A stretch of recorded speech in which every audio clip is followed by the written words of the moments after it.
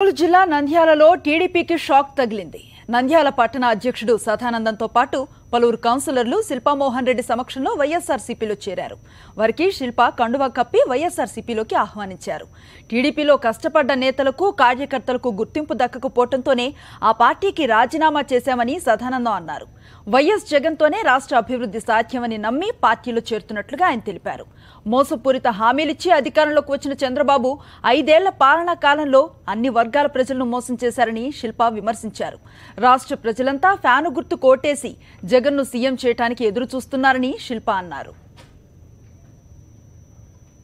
అధ్యక్షులు సలాముల్లా గారు ఈరోజు తెలుగుదేశం పార్టీని వీడి, అది కూడా 34 సంవత్సరాల సుదీర్ఘ చరిత్ర ఉన్నటువంటి మరి తెలుగుదేశంలో ఉండి సేవలు అందించి ఈరోజు తెలుగుదేశం పార్టీ నుండి వైఎస్ఆర్సీపీ పార్టీలో రావడానికి సిద్ధపడి ఈరోజు చేరుతున్నటువంటి సలాముల్లా గారికి వైఎస్ఆర్సీపీ పార్టీ తరఫున స్వాగతం, సుస్వాగతం.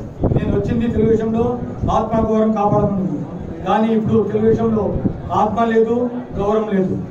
కాబట్టి అట్లాంటి పార్టీలో ఉంటే నాది కాస్త వస్తూ ఉన్నారు, వీళ్ళు కూడా ఎక్కడ పోతుందని నేను భయపడుతూ లాస్ట్ బై ఎలక్షన్ అప్పుడే నేను డిసైడ్ చేశాను. కానీ అప్పుడు ఎట్లా ఉన్నాయంటే అది చేపల మార్కెట్ మాదిరిగా ఉన్నాయి.